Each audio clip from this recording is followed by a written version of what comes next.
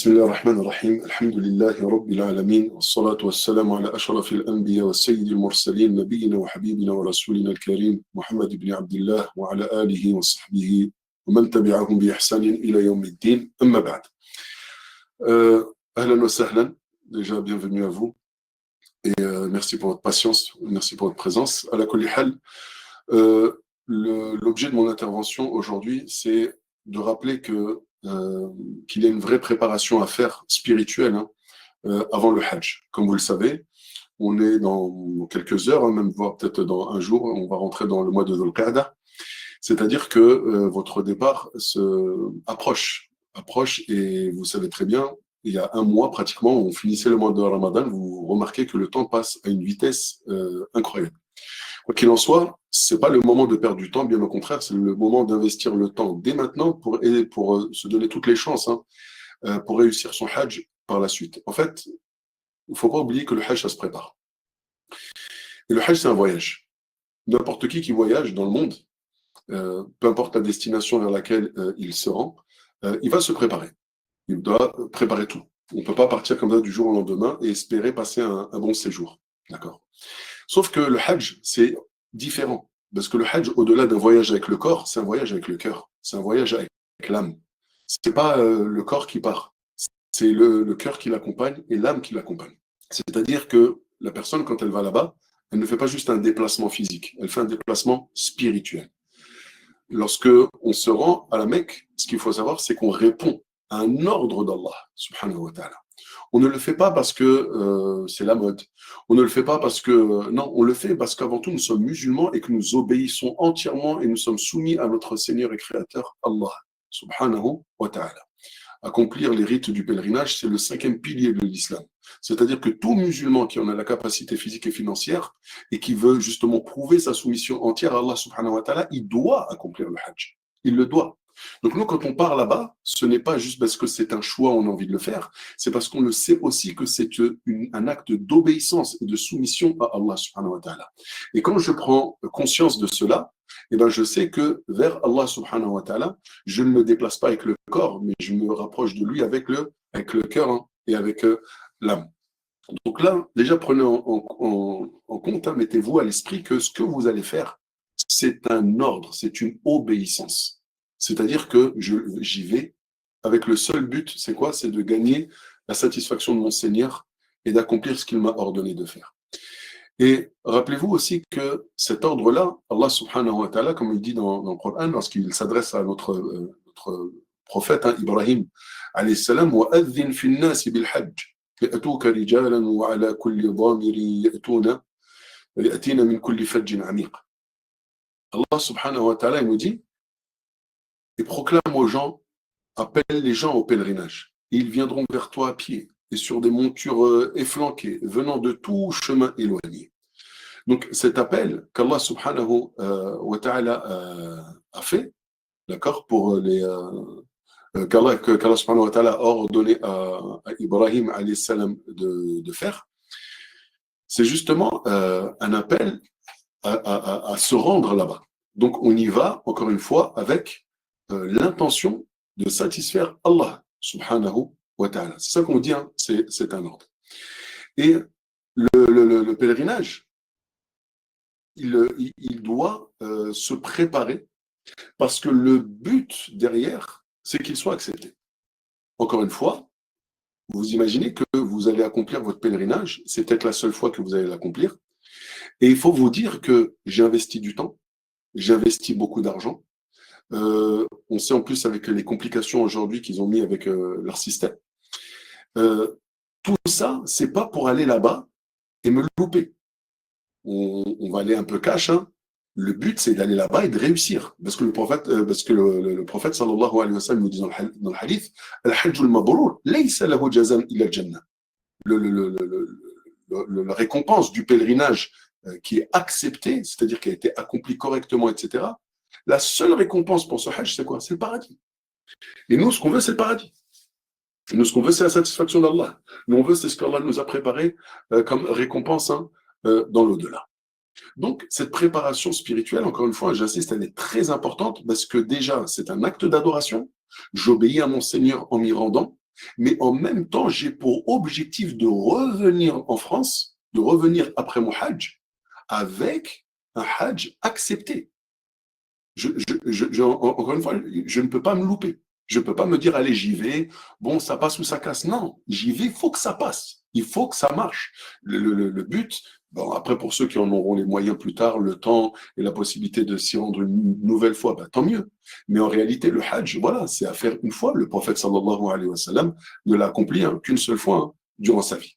Donc, encore une fois, le pèlerinage, c'est un voyage extrêmement important. La Umrah, c'est importante, mais le Hajj, c'est incomparable. C'est incomparable. Alors, comment s'y préparer?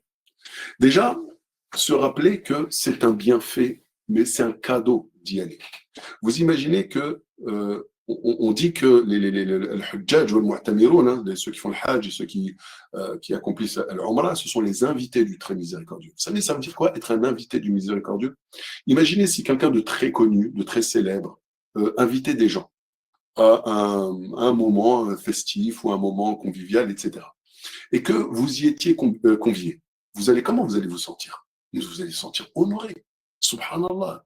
Un tel, qui est, mashallah, qui est un savant et tout, il m'a invité chez lui. Un tel qui est ceci, cela, il m'a invité chez lui. Vous allez vous sentir honoré. Là, c'est le maître de l'univers qui vous invite chez lui. C'est-à-dire que avoir, prendre conscience qu'on va se rendre à Mecca pour accomplir le Hajj, c'est surtout prendre conscience que Allah nous a invités à nous y rendre. Et nous y a invités. Donc ça veut dire qu'on doit déjà se sentir extrêmement honoré, extrêmement reconnaissant. Normalement, on devrait pleurer de joie et au quotidien se prosterner, de dire Alhamdulillah, Ya Rabbal Alamin, tu m'as choisi moi. Moi, je vais accomplir le Hajj. Et vous savez très bien, avec les complications qu'on retrouve aujourd'hui avec les plateformes de réservation du Hajj, vous avez sûrement entendu autour de vous un certain nombre de personnes qui ont lutté pour s'inscrire et qui ne sont pas parvenues. Eux, vous imaginez la frustration qu'ils ressentent? Vous, à l'inverse, vous devez ressentir une joie, mais énorme. Énorme. Donc déjà, cette forme de reconnaissance et le fait de prendre en compte que, subhanallah, je suis invité par Allah, eh bien, ça doit me pousser justement à quoi? À soigner ma présentation ou bien mon âme lorsque je vais me présenter à sa maison, à Mecca, afin d'accomplir le Hajj. Ensuite, il ne faut pas oublier pourquoi on le fait. C'est-à-dire qu'aujourd'hui, quand on vise un acte, il faut viser l'excellence, bien sûr, c'est-à-dire l'accomplir le plus correctement possible, mais il faut viser la sincérité. Tous les actes que fait le croyant, il doit viser derrière quoi? La sincérité. Ça veut dire quoi? Le faire pour Allah. Le faire pour être récompensé par Allah. Le fait que la motivation principale qu'il y a derrière ce déplacement, c'est uniquement pour qu'Allah subhanahu wa ta'ala soit satisfait de moi.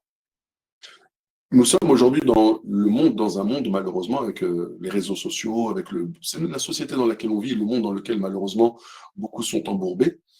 On vit beaucoup pour le regard des gens. On veut toujours parfaire son extérieur. On fait attention comment on est coiffé, comment on est maquillé pour certaines, comment on est habillé pour d'autres. On est beaucoup dans ce côté extérieur. On extériorise beaucoup, dans le sens où, on donne beaucoup d'importance à l'aspect extérieur. Or, Allah subhanahu wa ta'ala n'a que faire de notre extérieur. Allah, le prophète nous dit, Allah la yanzuru ila suwarikum. Allah n'observe pas vos aspects extérieurs, c'est lui qui vous a créé. Qui a choisi d'avoir les yeux bleus, les yeux noisettes ou les cheveux crépus ou les cheveux lisses? Personne. Allah nous a créés, on n'a pas choisi ni notre prénom, ni notre couleur de peau, ni notre sexe, ni rien du tout. Mais pourtant, aujourd'hui, on est dans un monde où on met tout en avant. Tout ce qui est extérieur, on met en avant. On a besoin que les gens nous regardent. On a l'impression qu'on vit avec le regard des gens, qu'on se sent important, qu'on se sent être des gens bien, etc., par rapport au regard des gens. C'est une erreur totale, c'est une erreur gravissime. C'est une erreur gravissime. Nous, nous, en tant que croyants, en tant que musulmans, tout ce qu'on fait, ce n'est pas pour plaire aux gens, c'est pour plaire à Allah subhanahu wa ta'ala. Et c'est pour ça que c'est important la sincérité. C'est-à-dire, à chaque fois, revoir sa motivation, revoir pourquoi je fais cela. Est-ce que c'est pour que je vais partir et pour qu'à la fin les gens disent ah machallah t'as fait le hajj? Si c'est ça, revois tout de suite ton intention. Est-ce que c'est pour être vu là-bas ou me prendre en photo là-bas pour ensuite poster, etc. Si c'est ça le but, on revoit tout de suite ton intention. C'est extrêmement important. Wallahi que c'est important. Pourquoi? Parce que innamal a'malu binniyat. Le prophète nous dit dans le hadith, tous les actes ne valent que par les intentions. Si les intentions c'était de plaire aux gens, voilà ce que tu auras comme récompense. Les gens vont te féliciter, vont te faire tes éloges, ils vont liker tes posts, et à la fin, walou, rien auprès d'Allah. C'est gravissime. Et Allah subhanahu wa ta'ala nous dit quoi? Il ne leur a été recommandé, ordonné que d'adorer Allah subhanahu wa ta'ala en lui vouant un culte exclusif. Dès lors que ce que je fais est de l'ordre du culte, de l'adoration, je dois le faire avec sincérité et uniquement pour Allah. Parce qu'il n'y a que lui qui peut te récompenser. Encore une fois, on a dit quoi? Hajjul Mabrour, il y a le Hajj qui est accepté.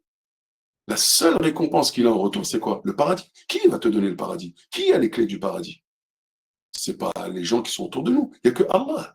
Donc, si on ne le fait pas sincèrement pour Allah, comment on peut espérer la récompense ou le paradis? Donc, revoir ses intentions, c'est extrêmement important. Au quotidien, au quotidien, au quotidien. Et dès maintenant, partir avec les intentions de vrai en bien. Et dès maintenant, partir avec les intentions de faire de grands efforts là-bas, de viser l'excellence, etc. Pourquoi? Imaginez, on meurt d'ici là. Eh bien, au moins, on aura eu des intentions sincères qui auront été placées. Et Inch'Allah, on mourra, on sera ressuscité, et Allah nous aura quand même validé notre Hajj. Pourquoi? Parce que la personne avait le souci de vrai en bien, mais sauf que, qadar, il y a eu un contretemps, ou bien quelqu'un qui est décédé, etc., et qui n'a pas pu accomplir le Hajj, au moins, de par son intention sincère, Allah subhanahu wa ta'ala, il va lui récompenser son Hajj comme s'il l'avait accompli. Et ça c'est une des preuves, et une des marques de la grande grâce et générosité divine. Donc, première chose, on a dit quoi? Être extrêmement reconnaissant. Se rendre compte que c'est un privilège énorme que d'y aller. Deuxièmement, le faire avec sincérité, revoir ses intentions. Troisièmement, il faut se repentir. Il faut se repentir. Tu ne peux pas partir à Mecca, tu ne peux pas partir faire le Hajj alors qu'il y a des casseroles. Non, il faut purifier ça. Il faut arrêter les péchés. Il faut partir avec des convictions. Il faut partir avec aussi des résolutions.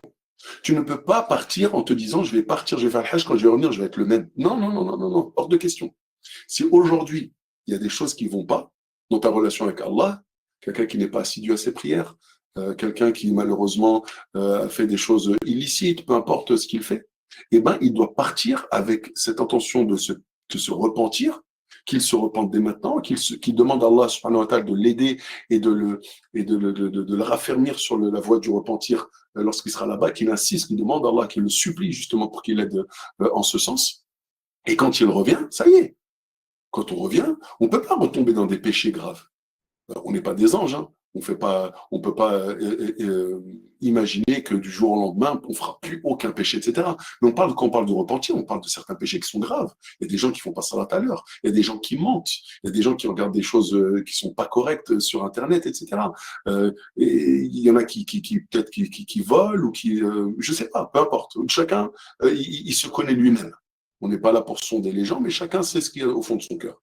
Eh ben, on ne peut pas partir au Hajj, espérer obtenir le paradis en récompense de ce Hajj, tout en partant avec des péchés qu'on n'a pas l'intention d'arrêter.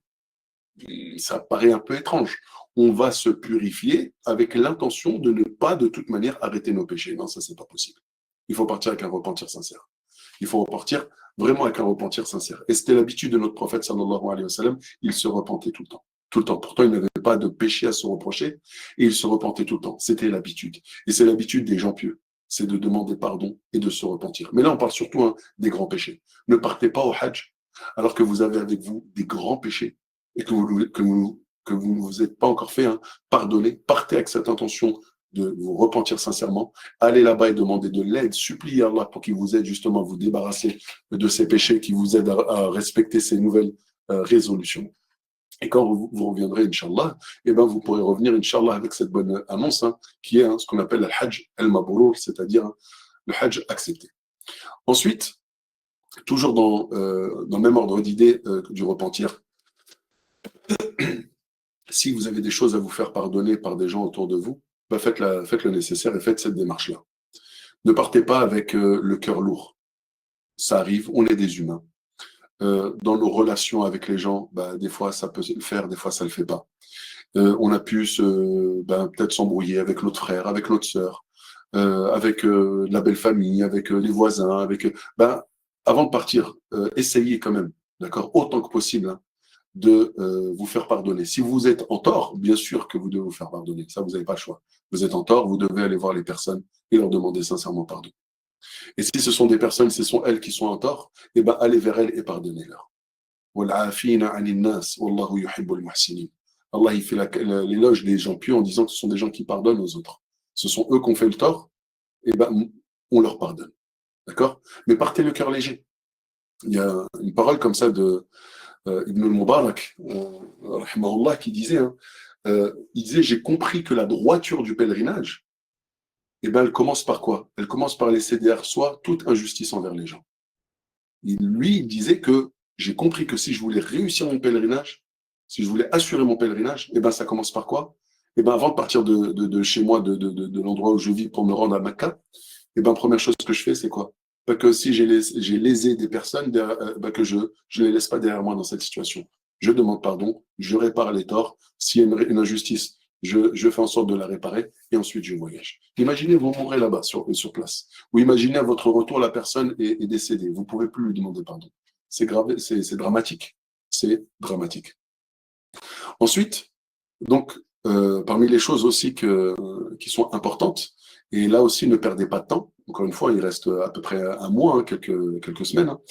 N'attendez pas le dernier moment pour chercher à comprendre les rites du pèlerinage. Apprenez. Ça aussi, ça fait. Et ça aussi, hein, même si on a l'impression que c'est plus scientifique, mais en réalité, c'est spirituel. Pourquoi? L'imam al-Bukhari nous disait, hein, la science précède la parole et l'action.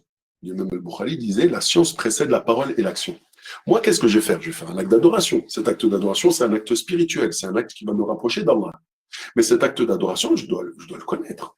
Je dois savoir de quoi il s'agit. Je dois savoir qu'est-ce qui le rend valide, de ce qui peut le rendre invalide. Je dois savoir ce qui est autorisé, ce qui est interdit, ce qui est makrouh, ce qui peut valoir une compensation financière, hein, les fidyas, etc., parce que j'ai fait telle erreur ou telle erreur. Et je dois aussi connaître approximativement les invocations à dire dans tel et tel endroit au moment de faire tel ou tel acte, comme le tawaf, Safa Marwa. Pourquoi? Parce que plus je suis préparé scientifiquement et plus je serai concentré spirituellement. En fait, ce qui fait mal au cœur des fois, c'est quand on voit des personnes qui arrivent en Umrah ou qui arrivent au Hajj et qui découvrent sur le champ. En fait, elles ne sont pas concentrées. Elles sont juste en train de regarder le guide. Et là, on fait quoi? Et là, qu'est-ce que je dois faire? Et là, qu'est-ce que je fais? Mais ici, je crois que je n'ai pas fait ça. Et en fait, toute leur énergie, elles l'ont dépensée dans quoi? Dans essayer de comprendre qu'est-ce qu'il faut faire. Leur cœur, il ne s'est pas connecté avec Allah. Leur cœur ne s'est pas connecté avec Allah pendant tous ces mouvements autour de la Kaaba, pendant tous ces allers-retours, lorsqu'on allait à Mina, lorsqu'on lapidait, lorsqu'on était à Arafat. Pourquoi? Parce qu'on était là à essayer de comprendre. En fait, c'est comme quelqu'un qui prie, d'accord? Et qui est en train de regarder celui qui est à sa droite ou à sa gauche et qui est en train de limiter dans sa prière. Comment il va être concentré, lui? Comment il va être concentré? Je suis là, je suis debout, et qu'est-ce que j'attends? Je regarde, il est en train de réciter le Fatiha, et dès qu'il dit Alhamdulillah Rabbil Alamin, et je le regarde. Et je suis constamment en train de le regarder, de l'observer, pour voir pour écouter ce qu'il va dire ou voir ce qu'il va faire. Celui qui est comme ça, vous imaginez sa prière dans quel état elle est? Sa prière, c'est catastrophique, l'état de cette prière. Ben, c'est pareil pour celui qui fait le Hajj. Si vous êtes, bien sûr, vous allez avoir des guides. Alhamdulillah, Inch'Allah, une très bonne équipe, compétente, qui sera là autour de vous, qui va vous aider, etc.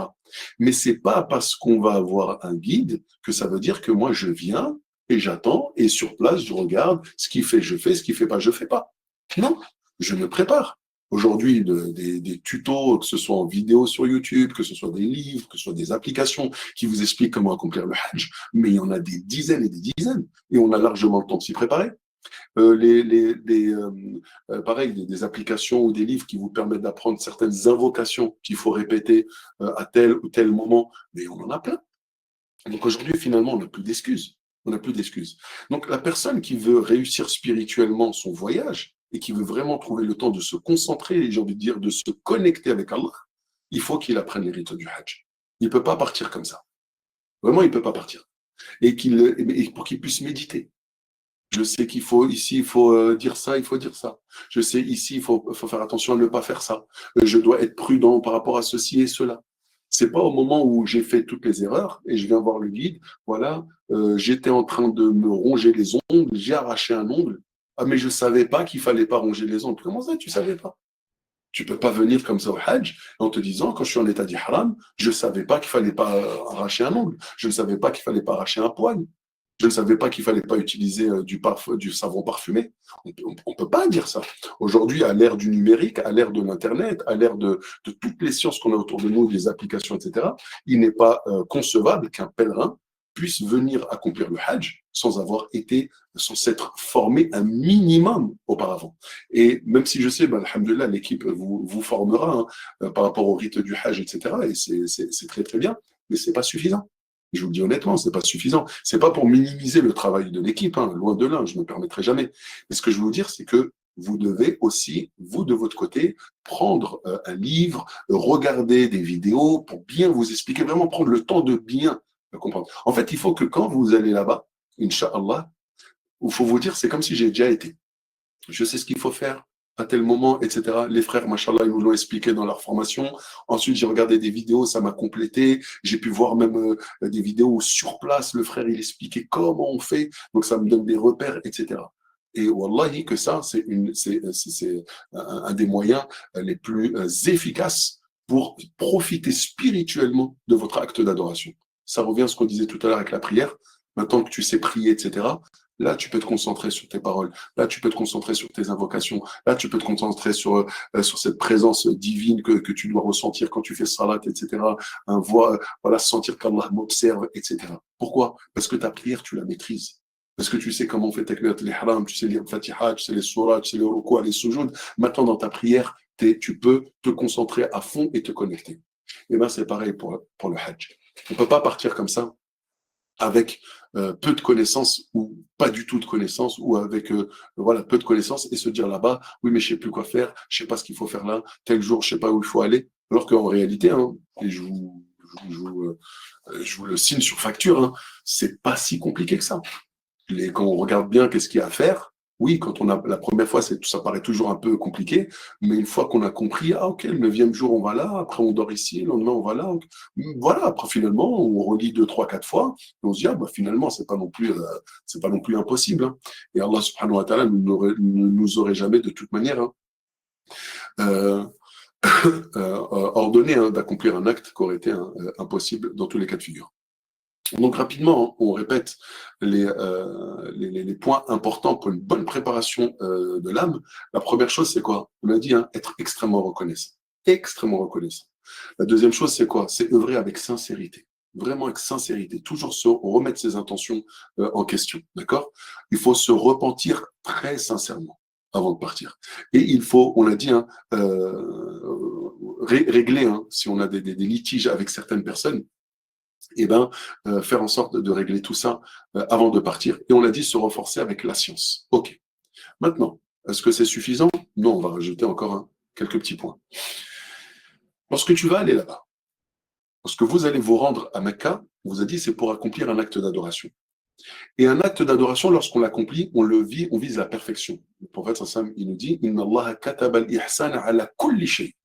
Allah subhanahu wa ta'ala a ordonné de viser la perfection dans toute chose. Ok. Donc, quand je fais ma prière, je dois viser la perfection. C'est-à-dire, je dois autant que possible me concentrer. Quand je jeûne, pareil. Quand je fais des sadaqat, pareil. Et quand je fais le hajj, c'est pareil. Et comment viser l'excellence? Eh bien, c'est que quand tu es là-bas, tu ne dois pas avoir d'autre occupation que chercher à plaire à ton Seigneur. Qu'est-ce qui va se passer là-bas? Et on va vous donner des conseils justement pour pas que ça arrive. La pire des choses qui puissent arriver là-bas, vous savez, c'est quoi? C'est ne pas profiter de son temps libre. C'est ne pas profiter des lieux, ne pas profiter du temps, ne pas investir ce temps dans quelque chose qui te sera utile. Et le meilleur moyen, justement, c'est quoi? Eh bien, d'apprendre à gérer son temps dès maintenant. Vous allez aller au Hajj. Est-ce que vous êtes obligé de partir avec toutes vos applications téléphoniques? Il y a des gens, c'est triste, hein, mais aujourd'hui, on a des personnes qui sont devenues toxicomanes des réseaux sociaux. Ils ne peuvent pas s'empêcher de scroller. Et pour vous dire, moi, il y a quelque chose qui m'affecte énormément et je l'ai constaté encore il y a 3, 4 jours. par la grâce d'Allah, il y a 4 jours, j'étais à Mecca. Nous étions autour de la Kaaba. On était à peu près au 6e, 7e rang devant la Kaaba pour Salat al-Subh. Et entre l'adhan et l'Iqama de Salat al-Subh, bah, c'est long. D'accord? C'est presque 15-20 minutes d'attente. Qu'est-ce qu'on fait entre-temps? Bah, ce qui est recommandé, c'est de faire une dua. Tu fais du dhikr, tu fais, etc. Je vous jure, il y avait quelqu'un à côté de moi que je ne connaissais pas, qui était sur Insta, en train de scroller et en train de regarder n'importe quoi. En train de regarder un truc sur les voitures, un truc sur les bijoux, alors qu'on est à 15-20 mètres de la Kaaba, qu'on est au dernier tiers de la nuit, qu'on est... En fait, ce que je veux dire par là, c'est que les mauvaises habitudes que vous avez ici, vous n'allez pas vous en débarrasser là-bas. Ne croyez pas que quand vous allez fouler la terre de Mecca, vous allez devenir quelqu'un d'autre. Hein. Si vous pensez à ça, je vous le dis tout de suite, hein, vous rêvez. Mais si maintenant, je me prends en main, je me dis, écoute, quand tu vas aller là-bas, il est hors de question que tu passes du temps dans ce genre d'application. Eh bien, c'est avant de partir que je les supprime. J'enlève ça de mon téléphone. J'enlève telle chose de mon téléphone. J'enlève telle chose de mon téléphone. Et j'explique à ma famille et à mes proches, écoutez, je vais être occupé. Je dois faire un hajj. C'est le hajj de ma vie. C'est le voyage de ma vie. C'est ce qui va me permettre de compléter mon islam. S'il vous plaît, je ne serai pas très joignable. Donc, je préfère quitter tel ou tel groupe, ou je préfère mettre tout ça en sourdine, etc. Mais ce que je veux vous dire par là, c'est quoi? C'est que vous allez perdre du temps si vous ne faites pas ça. Et il n'y a pas pire que de voir le temps défiler et de ne pas l'investir dans quelque chose qui est utile. Ces mauvaises habitudes que vous risquez d'avoir là-bas, c'est avant de partir qu'il faut commencer à s'en débarrasser. Ou sinon, vous allez vous retrouver à la mosquée, prendre votre téléphone, regarder un truc, 2 trucs, 3 trucs, 4 trucs, on scrolle, on passe d'un site à un autre, d'un lien à un autre, etc., etc. 15-20 minutes sont passées, tu es dans la mosquée du prophète, tu es dans la mosquée d'Allah, et tu arrives à passer 15-20 minutes devant ton téléphone à regarder n'importe quoi. Non, c'est pas possible. Il y a des tu peux pas. Moi, s'il y en a un d'entre vous qui m'invite chez lui, et il est là, il fait le nécessaire pour me mettre à l'aise, il se montre hospitalier. Et qu'est-ce que je fais? Moi, je suis connecté sur mon téléphone, je ne le calcule pas pendant 15-20 minutes. C'est inadmissible. Quand on va chez Allah, on se déconnecte. Quand on rentre à la mosquée, on n'est pas chez nous, on est chez Allah. Et quand on est chez Allah, on a une attitude qui est digne d'un serviteur chez son Seigneur. On ne peut pas rentrer comme ça à la mosquée, sortir TikTok, sortir Insta, ou sortir WhatsApp, etc. et commencer à raconter n'importe quoi, rigoler, s'envoyer des audios morts de rire ou regarder n'importe quoi. C'est pas possible. En dehors de la mosquée, si vous voulez, ça c'est votre problème, dans votre chambre d'hôtel. Mais même là, n'oubliez pas que c'est pas un voyage comme si on allait, je sais pas, dans nos pays d'origine ou en Indonésie ou je ne sais quoi pour voyager, où là tu peux profiter du bon temps, tu vas là-bas surtout pour te détendre. Là, tu vas là-bas, c'est pour bosser dur. On va là-bas, c'est pour se faire pardonner une vie entière de péché. Qu'est-ce que nous dit le prophète sallallahu alayhi wa sallam? Il nous dit celui qui accomplit le hajj sans commettre d'obscénité ni d'acte de désobéissance reviendra de ses péchés comme au jour où sa mère l'a enfanté. Hadith authentique rapporté par Bukhari Muslim.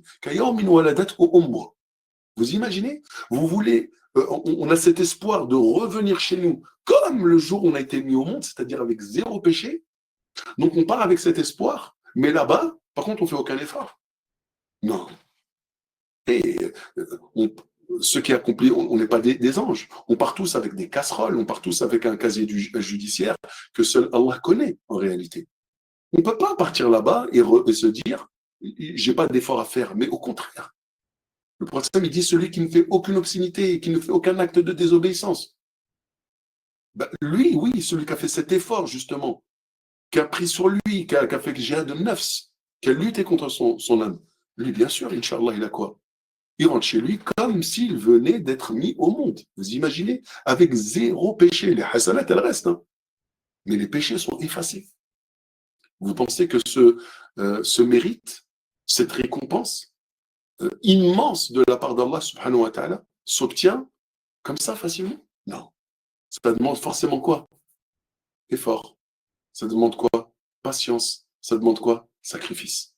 Donc, dès maintenant, il va falloir chasser vos mauvaises habitudes pour que quand vous allez là-bas, vous ne retombiez pas dedans. Et aussi, pour profiter pleinement de son temps, qu'est-ce qu'il faut faire? Un programme. Faites un programme. Vous savez approximativement combien de jours vous allez passer dans les différents endroits. Et ben quand je suis à Médine, qu'est-ce que je fais? Et ben de telle heure à telle heure, je me repose. De telle heure à telle heure, je reste à la mosquée et je prends le Coran et je lis. Donnez-vous comme objectif, par exemple, pour ceux qui partent pendant 15 jours, de se dire, allez, dans 15 jours, j'essaie de faire une clôture du Coran. Pourquoi pas? C'est pour ceux qui savent lire assez fluidement le Coran, c'est pas quelque chose de très difficile. Mais pourquoi? Mais pour que ça vous occupe dans le bien. Parce que, comme on dit, la nature a horreur du vide. Pourquoi on se retrouve à faire des choses qui sont de la perte de temps? C'est parce qu'on ne sait pas investir ce temps dans des choses qui sont utiles. Si tu investis ton temps dans des choses utiles, tu n'auras pas de temps de faire des choses qui sont inutiles. Donc, aussi bien je chasse les mauvaises habitudes en débarrassant mon téléphone des choses qui risquent de me parasiter, et en même temps, je trouve un moyen d'occuper le temps. Parce que je sais très bien que je ne peux pas rester juste comme ça. Alors, je me fais un programme, Quran, je me fais un programme de dhikr, voilà, je vais dire tous les matins entre Subh et Shuruq, ben je vais répéter Afkar al-Sabah al-Masa, je vais répéter 100 fois l'istighfar, 100 fois le tasbih, 100 fois le tahlil, salat ala nabi, etc. Je me fais un vrai programme.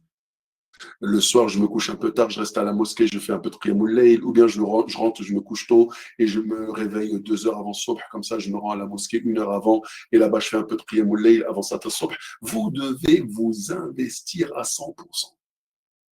Et ça, tout ça, c'est ça qui va vous permettre de quoi? De profiter de ce Hajj, et surtout qui va vous permettre de quoi? De purifier cette âme. Purifier cette âme qui ne demande qu'une chose, se rapprocher de son Seigneur. Regardez comme on est bien pendant Ramadan. Et vous verrez, quand vous serez au Hajj, etc., vous allez ressentir des choses qui sont extrêmement fortes spirituellement, dans la foi, le cœur, etc. Et le cœur, il va vibrer. Pourquoi? Parce que le cœur, il est en train de se rapprocher d'Allah, il est en train de se connecter à son Créateur. Et c'est ça qui lui fait du bien, et qui lui apporte justement cette sérénité et ce bien-être. Donc, tout ça, c'est extrêmement important. Donc, il y a des choses qui vont toucher donc directement la spiritualité dès maintenant. On a parlé du repentir, la reconnaissance, les bonnes intentions, l'intention sincère, etc. Puis, il y a des choses qui sont d'ordre pratique. D'ordre pratique, c'est-à-dire quoi? Je ne pars pas sans un programme, et je ne pars pas avec un téléphone où dedans il y a des applications qui vont me parasiter. Et je préviens ma famille, et mes amis. Pendant 2 semaines, 3 semaines, je serai très difficilement joignable. Non pas que j'ai pas envie de parler avec vous, mais je suis parti avec un objectif. C'est satisfaire mon Seigneur. Et si ces gens qui vous aiment, ces gens qui sont autour de vous, vos amis, votre famille vous aiment et veulent votre bien, ils vont vous dire quoi? Tu as raison. Et ils vont même t'aider en ce sens. Ils vont t'aider en ce sens. Tu as raison. Concentre-toi sur ça. Fais-nous beaucoup de dua. Reste connecté avec Allah subhanahu wa ta'ala et te connecte pas avec nous. Quand tu reviendras, on aura le temps de passer du bon temps ensemble et de discuter, de parler de toutes ces choses-là. D'accord? Ça, c'est super important. Rappelez-vous, hein, le Hajj, c'est une nouvelle naissance. Vous partez pour une nouvelle naissance.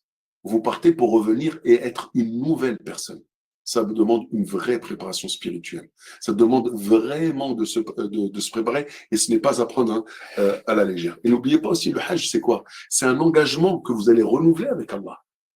Quand vous faites le Hajj, c'est comme si vous étiez en train j'exagère un peu, mais en train de vous convertir de nouveau. Parce que vous recommencez une nouvelle vie. Vous revenez avec zéro péché. Vous revenez avec des nouvelles résolutions. En fait, c'est un nouvel engagement. Quand tu vas faire le tawaf, quand tu vas aller à Arafat, quand tu vas lever tes mains à Arafat pendant toute une journée, que tu vas pleurer, pleurer pendant cette journée qui est extrêmement importante, eh ben, c'est un nouvel engagement avec Allah. Quand tu vas prendre les cailloux et que tu vas lapider les stèles, c'est un engagement avec Allah. Que quoi? Que maintenant, que Shaitan, c'est lui mon ennemi. Et à partir d'aujourd'hui, je vais faire très attention à lui. Qu'est-ce qui se passe là-bas? Subhanallah, quand on médite un peu sur les rites du Hajj, qu'est-ce qui se passe à Arafat? Arafat, les gens, ils sont tous en état d'ihram. Ils sont fatigués, ils sont là sous le soleil, comme des gens dans le besoin, en train d'invoquer la miséricorde d'Allah, à supplier pour être pardonné par Allah subhanahu wa ta'ala. Et Allah, ce jour-là, qu'est-ce qu'il fait? Il rachète les gens de l'enfer. Il pardonne à ces gens-là. Et le lendemain, qu'est-ce que fait le pèlerin? Il doit lapider le diable. Pourquoi? C'est comme si indirectement Allah te dit quoi? Maintenant que je t'ai pardonné, maintenant que je t'ai permis d'avoir une nouvelle vie, maintenant que tu vas rentrer chez toi lavé de tout péché, n'oublie pas que tu as un ennemi qui va jamais te lâcher. Et c'est lui là, lapide-le. Rappelle-toi que lui là, si tu ne fais pas gaffe à lui, en fait, tous tes efforts, ils sont en vain. Tous tes efforts, ils sont en vain. Et encore une fois, le Hajj, il est lourd de sens. Il y a, le but, c'est revenir dans ma vie avec un engagement renouvelé, avec une nouvelle naissance, avec un nouveau départ pour une vie qui, cette fois-ci, sera exemplaire autant que possible. En tout cas, comme Allah subhanahu wa ta'ala le veut de moi. Mais je ne reviens pas en retombant dans ma vie hein, d'avant, etc., dans les méfaits d'avant, etc., etc., etc. Quoi qu'il en soit, hein, je vous ai donné déjà pas mal de conseils, et le but, ce n'est pas de trop en donner, parce qu'à la fin, on s'y perd. Vous en a donné quelques-uns, on les répète rapidement, et se montrer extrêmement reconnaissant vers Allah subhanahu wa ta'ala, en remerciant au quotidien, alhamdulillah, alhamdulillah, chaque instant, de placer tout de suite les bonnes intentions et surtout la sincérité. Recherchez vraiment, faites en sorte que la seule motivation qui vous a poussé à vous inscrire et qui vous pousse maintenant à voyager, etc., c'est uniquement quoi la sincérité, c'est-à-dire qu'Allah subhanahu wa ta'ala soit satisfait de vous, un repentir. Il faut partir avec un repentir. Il faut aussi régler les histoires et les tensions qu'on a avec les gens qui sont autour de nous. Il faut étudier autant que possible, un maximum, tout ce qui tourne autour du Hajj pour arriver sur place et être à l'aise avec les rites du Hajj. Et dans ces cas-là, on peut mieux se comporter, mieux se concentrer, pardon. À ça, dès maintenant, commence à perdre des mauvaises habitudes, surtout dans la perte de temps, dans des distractions et des futilités à cause du téléphone ou autre. Comme ça, sur place, eh ben déjà, j'aurais déjà pris une habitude hein, de moi regarder mon téléphone, etc. Et remplacer justement ce temps de distraction ou de choses inutiles par quelque chose qui me sera utile. C'est-à-dire par quoi? En faisant un programme de ibadah. En me donnant un programme de ibadah. C'est-à-dire, je lis le Coran, je me donne tel temps, je fais ça, je me donne tel temps. Regardez un peu approximativement avec votre planning que vous avez pour votre séjour et commencez à placer hein, ici et là quelques actes d'adoration que vous allez tenir. Et ça va vous occuper en bien. Et tout ça, le but, c'est quoi? Encore une fois, c'est toujours avec l'intention de partir, qu'Allah soit satisfait de nous, et de revenir avec en ayant gagné le paradis, et de revenir en France, revenir auprès des nôtres avec une nouvelle vie, un nouvel engagement avec Allah subhanahu wa ta'ala, avec voilà, une nouvelle naissance, hein, comme le prophète l'a promis, hein, pour toute personne justement qui accomplira le Hajj sans commettre, hein, d'accord, toute forme d'obscénité ou de désobéissance. Wallahu tabaraka wa ta'ala a'lam.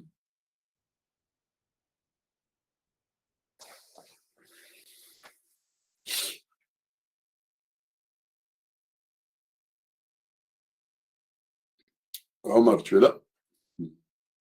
بارك الله فيكم شيخ رضوان. Magnifique. جزاكم خير.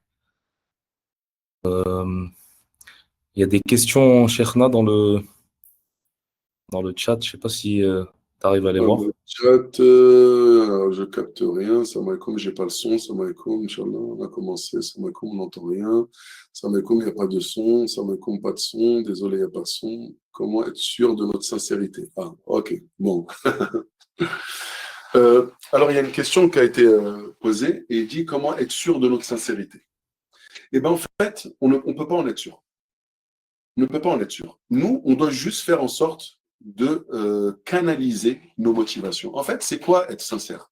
C'est voir au fond de toi, c'est quoi qui te motive à faire ça. C'est tout. Et en fait, Allah, il n'est pas injuste avec l'être humain. Allah n'est pas injuste. On se connaît par cœur. Tu peux pas dire, ah, mais je savais pas que je faisais de l'ostentation. Oh, mais je savais pas que je faisais ça pour autre qu'Allah. Non, tu sais très bien quand tu fais quelque chose pour l'ostentation. Tu sais très bien quand tu fais des choses par fatuité, c'est-à-dire quand tu es là, tu es en train de, excusez-moi le terme, un toto-kiffer. Voilà, tu kiffes sur toi-même, sur ce que tu fais, ce qu'on appelle la fatuité, al-ujb. Ces choses-là, tu les connais, tu le sais, tu le sens. Maintenant, à nous de lutter contre ça. À nous de lutter contre ça. Alors, comment faire? Eh bien, en se concentrant à chaque fois que je commence un acte, que je me rappelle au fond de moi, Ya Allah, je le fais pour toi. Je le fais parce que tu m'as demandé de le faire. Je le fais parce qu'en tant que serviteur, je te suis entièrement soumis et je t'obéis au doigt et à l'œil. Ya Allah, ce que je cherche derrière ça, c'est que tu sois satisfait de moi. Ne laisse aucune part à mon âme, à mon ego dans cet acte d'adoration. Et bien sûr, quand on a peur pour notre sincérité, faites beaucoup de dua. D'accord? Allahumma tahir amali min ar-riya. Oh Allah, purifie mes actes de toute forme d'ostentation. Allahumma as'aluka al-ikhlas. Ya Allah, je te demande la sincérité dans ma parole, dans mes paroles, dans mes actes, etc. Mais ce que je veux dire, c'est que l'intention, quelqu'un qui pense qu'il est sincère, c'est une preuve qu'il n'est pas sincère. Nous, on doit juste se focaliser sur la motivation qui nous pousse à œuvrer. Et ensuite, on s'arrête. Parce que l'intention, c'est pas compliqué. Quand on sait qui on adore, on sait pourquoi on l'adore. Par contre, parmi les choses qui aident à l'intention, c'est de connaître Allah, subhanahu wa ta'ala. C'est pour ça que c'est important de connaître le tawhid, de connaître Allah avec l'asma, le sifat, etc. Pourquoi? Parce que plus tu connais Allah, et plus tu sais qu'il mérite d'être adoré seul. Plus tu connais Allah, et plus tu sais que c'est impossible que tu accordes à qui que ce soit d'autre une part dans tes actes d'adoration. Parce que tu connais Allah, et tu sais qu'il est le seul al-ibada, qui mérite l'adoration et la soumission entière et le culte exclusif. Alors, voilà, c'est ça le conseil que je peux vous donner. C'est pas moi qui vais vous dire, pour être sincère, il faut être comme ça, ça serait de la prétention de ma part, qu'Allah subhanahu wa ta'ala fasse qu'on soit des gens sincères, mais justement pour s'assurer, entre guillemets, de la bonne démarche vers la sincérité, c'est ça. C'est toujours voir nos motivations. C'est faire en sorte que quand on te loue pour un acte ou qu'on ne te loue pas, ça ne te fasse ni chaud ni froid. Qu'est-ce que ça veut dire? Un exemple de sincérité. Quand j'ai fait le Hajj et quand je rentre, et je croise quelqu'un, il vient me voir, il sait très bien que j'ai fait le Hajj. Il me dit rien. Ben, je m'en fiche. Je m'en moque. Qu'il me dise quelque chose ou qu'il me dise rien, j'en ai rien à faire. Pourquoi? Parce que je ne l'ai pas fait pour lui. Et si quelqu'un vient me dire, ah, mashallah, t'es revenu du Hajj, Hajj Mabrour, Saïd Mashkour, Van Barfour, il te fait dua, oh là là, mashallah, je suis content pour toi. Eh bien, ça ne te fait rien non plus. Ça te fait plaisir, parce que c'est toujours agréable quand des gens sont polis, sont gentils et te disent des belles paroles, c'est toujours agréable. Mais en fait, qu'ils te disent ou qu'ils ne te le disent pas, ça te fait ni chaud ni froid. Ben ça, c'est un signe de sincérité. Ça, par exemple, c'est un signe de sincérité. Parmi les signes de sincérité, c'est que tu n'es pas obligé d'exposer ta vie sur les réseaux sociaux. Pourquoi tu veux te prendre en photo à côté de la Kaaba pour montrer que tu es devant la Kaaba et que tu veux montrer ça à toute la terre? Tu penses qu'il y a que toi dans la Kaaba? Tu penses que les gens s'intéressent à toi? Tu penses que tu représentes quelqu'un dans cet univers? Tu ne représentes personne. Si tu es devant la Kaaba, c'est uniquement pour adorer le Seigneur de cette Kaaba. Alors, avoir ce besoin de snapper, de mettre en story pour que tout le monde sache où je suis, bah, ça aussi, ça peut relever d'un problème de sincérité. Il faudrait qu'on se dise, c'est bizarre, pourquoi tu veux que toute la terre sache que tu es là? Pourquoi tu ne le gardes pas pour toi? Garde ça pour toi. Que ta famille le sache, etc. Tu leur envoies une petite photo souvenir, etc. Oui, c'est compréhensible. Mais que tu mettes ça dans tous tes statuts, qu'on mette ça dans tous les réseaux, il faut que toute la terre le sache, il faut que tout le monde fasse des likes, etc. Ben, on peut se poser la question, mais finalement, pourquoi je fais ça? Wallahu tabaraka wa ta'ala a'lam. Mais voilà, la sincérité, c'est important. Jazakumullah khair, barakallahu fik. Cheikh Alors, il y Radwan, a un on a truc, des c'est par rapport questions. au planning. Bon, ça, je ne peux pas répondre. Salam alaikum. Informer les frères, amis proches de nous, notre départ au Hajj, vont-ils dans l'ostentation? Non, pas du tout. Pas du tout. Vous pouvez très bien faire part aux gens d'un acte que vous comptez faire. Ça peut être une source de motivation pour eux. Mais voilà, on peut le dire à nos proches, non, il n'y a aucun problème. Et c'est pas forcément de l'ostentation. L'ostentation, c'est quand on fait un acte en cherchant en retour l'éloge des gens. Moi, je peux très bien dire à quelqu'un, voilà, tu sais, voilà, la semaine dernière, j'étais en Umrah et tout, machallah, c'était trop bien, alhamdoulilah, il n'y avait pas de monde, mais je ne cherche pas du tout qu'ils viennent me dire, ah ouais, machallah, la chance. Non, je dis juste, je suis en train de parler comme ça. Et il y en a qui peuvent avoir la même conversation, mais ils cherchent au fond d'eux que la personne qui les entend dise, non, ah machallah, toi t'es en Umrah, oh là là, t'es trop impieux, et toi au fond de toi, t'es ouais, je sais, merci. Ça, c'est grave. Ça, c'est grave. Et ça, il faut faire extrêmement attention. D'accord? Mais informer les gens autour de nous qu'on va au Hajj, franchement, il n'y a pas de mal en soi. Wallahu alam. Comment réagir face à une baisse de foi avant d'accomplir l'un des piliers de l'islam? Ben déjà, il faut faire taouba. Il faut voir c'est quoi le problème. Des fois, c'est un non-manquement. La baisse de foi, elle ne peut avoir lieu que pour deux choses. Soit les manquements dans les actes d'obligation, soit un laisser-aller dans les péchés. Parce qu'il n'y a que les péchés qui font baisser la foi et il n'y a que les manquements dans les actes d'adoration qui font baisser la foi. Donc, premièrement, il faut demander sincèrement à Allah subhanahu wa ta'ala de nous pardonner les péchés qui sont la cause de cette baisse de foi. Il faut se reprendre quant aux actes d'adoration obligatoires en faisant un effort pour les accomplir correctement et surtout demander à Allah de nous préserver notre foi. De préserver notre foi.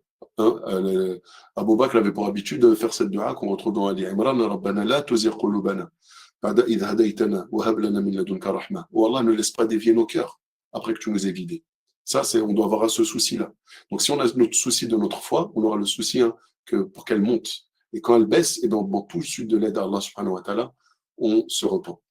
Comment formuler la demande de repentir? Il n'y a pas de demande particulière. Le repentir, il a des conditions. Premièrement, il faut arrêter sur le champ le péché. Deuxièmement, il faut le regretter sincèrement. Et troisièmement, il faut prendre la résolution de ne plus recommencer.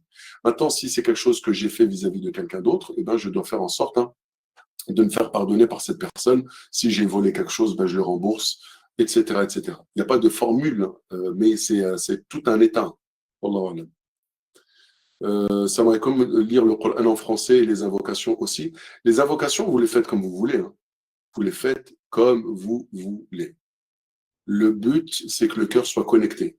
Allah, il attend les invocations de cœur qui vibrent, pas de belles paroles éloquentes. Il y a des gens, ils vont réciter des passages en arabe, ils ne comprennent même pas ce qu'ils disent.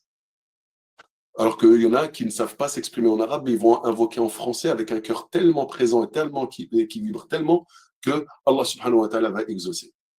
Par contre, pour ce qui est de lire le Coran en français, c'est possible, mais par contre, il n'y a pas de récompense comme la lecture en arabe. Wallahu tabaraka wa ta'ala a'lam. Alors, concernant les rites, je ne vais pas répondre, si ça ne vous embête pas, parce que vous avez des guides spéciaux pour ça. Lorsque nous arrivons à Jeddah, nous partons directement à Médine, ça, je ne peux pas vous répondre. J'ai fait le Hajj uniquement parce que c'est une obligation que je me dois de faire. Est-ce que c'est une bonne raison? Je dois changer ma niya. Non, il faut changer, il faut rajouter. On ne change pas la niya. C'est une bonne niya, mais à ça, il faut en rajouter. Et aussi parce que j'espère par cela me rapprocher d'Allah et parce que j'ai aussi envie qu'Allah subhanahu wa ta'ala soit satisfait de moi et qu'il m'accorde son pardon, sa miséricorde. Il faut rajouter tout ça. La niya, il ne faut pas la limiter à une chose. Hein. Autant que tu ferais de niya, autant vos récompenses ils seront augmentées. Et c'est ça qui fait qu'une récompense, elle passe de 10 à 70 à 700 jusqu'à des millions. C'est par rapport à la niya que vous mettez. Plus vous en mettez et plus cet acte-là, il sera Inch'Allah récompensé. Comme je vais vous demander pourquoi Allah invite chez lui certaines personnes qui ne méritent pas, ils vont là-bas pour voler et faire d'autres actes du shaitan. Et peut-être que Allah invite tout le monde. Et pourquoi Allah subhanahu wa ta'ala, il a voulu qu'à l'époque du prophète sallallahu il y ait des gens qui l'ont repoussé, qui ont craché dessus, qui l'ont tapé. Parce que c'est comme ça. Tous les êtres humains font ce qu'ils ont à faire. Et tous les êtres humains seront jugés en conséquence de ce qu'ils ont fait. Il y a tellement d'injustices qui sont sur terre, mais ces actes injustes, c'est pas Allah qui en est la source, c'est le libre arbitre qu'Allah a donné aux gens et l'usage qu'ils en font. J'achète un couteau, avec ça je peux couper de la viande et en offrir en aumône, comme je peux poignarder des gens, mais ça c'est mon libre arbitre. C'est pas Allah qui est à l'origine de mon mal. Wallah, mais bon, ça après c'est une autre question. Nous, quoi qu'il en soit, nous on part que pour le bien. Et ce que les gens qui font du mal, c'est leur problème.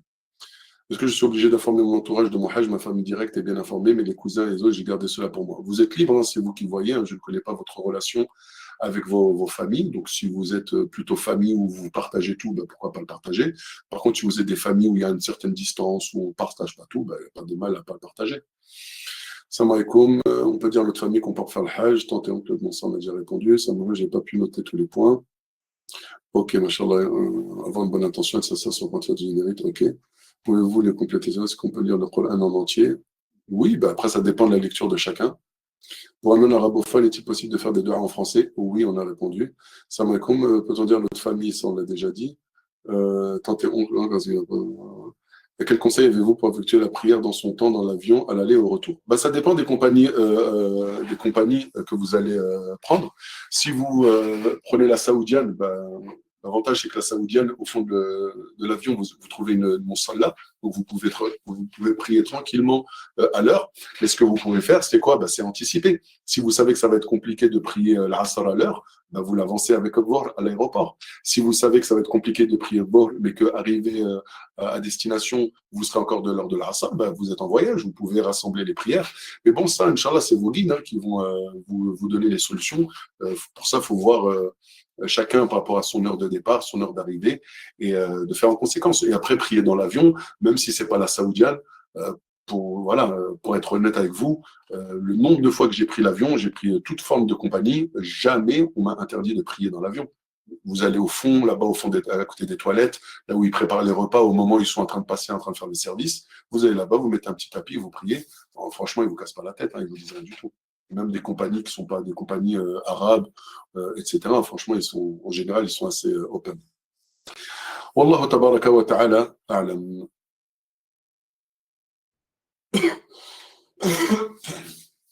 C'est bon, Omar, nous, c'est bientôt le Maghreb ici. Allah يجزاكم خير ويبارك فيكم. Je te remercie, Cheikh Radwan, barakallahu fik. Allah يبارك فيك.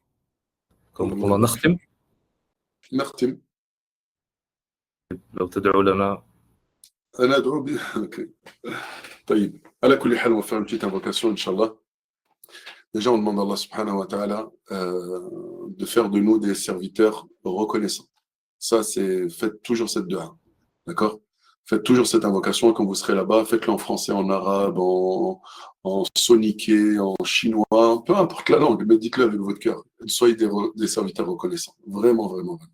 Parce que lorsqu'on est reconnaissant, Allah subhanahu wa ta'ala, il nous rajoute, il nous donne, il nous aime, il nous préserve, tout. Tout dépend de la reconnaissance. Notre vie en tant que croyant, c'est reconnaissance et patience. C'est tout. On est reconnaissant pour tout ce qu'il nous donne et on patiente lorsqu'il y a des choses qui ne vont pas. Donc on demande à Allah subhanahu wa ta'ala أن يجعلنا من الشاكرين. ونسأله سبحانه وتعالى أن يرزقنا حجا مبرورا. On demande à Allah subhanahu wa ta'ala de nous accorder un hajj qui sera accepté et qui sera agréé par Allah subhanahu wa ta'ala. ونسأله سبحانه وتعالى أن يرزقنا توبة قبل هذا السفر. On demande à Allah subhanahu wa ta'ala de nous accorder un repentir sincère avant d'entreprendre ce voyage. ونسأل الله سبحانه وتعالى أن يجعلنا من الذين ثبتوا على دينهم بعد رجوعهم. On demande à Allah subhanahu wa ta'ala de faire en sorte qu'à notre retour, on soit parmi ceux qui seront raffermis sur le droit chemin. ونسأل الله سبحانه وتعالى التقى والهدى. On demande à Allah subhanahu wa ta'ala de faire de nous des gens pieux, de nous accorder la guidée. ونسأله سبحانه وتعالى أن يرزقنا الإخلاص. On demande à Allah subhanahu wa ta'ala de nous accorder la sincérité في أقوالنا وفي أعمالنا وفي أحوالنا, que ce soit dans nos paroles, que ce soit dans nos actes. On demande à Allah subhanahu wa ta'ala, on nous supplie de faire de nous des gens sincères. ونسأل الله سبحانه وتعالى أن يرزقنا القبول, qu'il accepte tout ce que l'on fait, وأن يعفو عنا, qui nous pardonne, qui cache nos défauts. On demande à Allah subhanahu wa ta'ala qu'il arrange tous les soucis qu'on peut avoir avec les gens autour de nous. On demande à Allah subhanahu wa ta'ala de nous pardonner tous les péchés qui nous entravent dans ce cheminement vers Allah subhanahu wa ta'ala. On nous demande de nous pardonner tous les péchés qui font baisser notre foi. Et on demande à Allah subhanahu wa ta'ala de nous assister, de nous donner la force d'accomplir le bien. ونسأله سبحانه وتعالى أن يتقبل منا ومنكم. ربنا تقبل منا إنك أنت السميع العليم. ربنا اغفر لنا ذنوبنا وكفر عنا سيئاتنا وتوفنا مع الأبرار. اللهم صل وسلم وزد وبارك على نبينا محمد وعلى آله وصحبه أجمعين.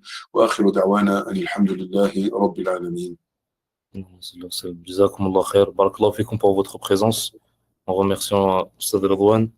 جزاكم الله خير. Et on se dit à dimanche prochain, Inch'Allah, pour notre prochaine réunion, بإذن الله تعالى. اللهم صل وسلم على نبينا محمد وعلى آله وصحبه أجمعين. بارك الله فيكم. السلام عليكم ورحمة الله وبركاته. السلام عليكم.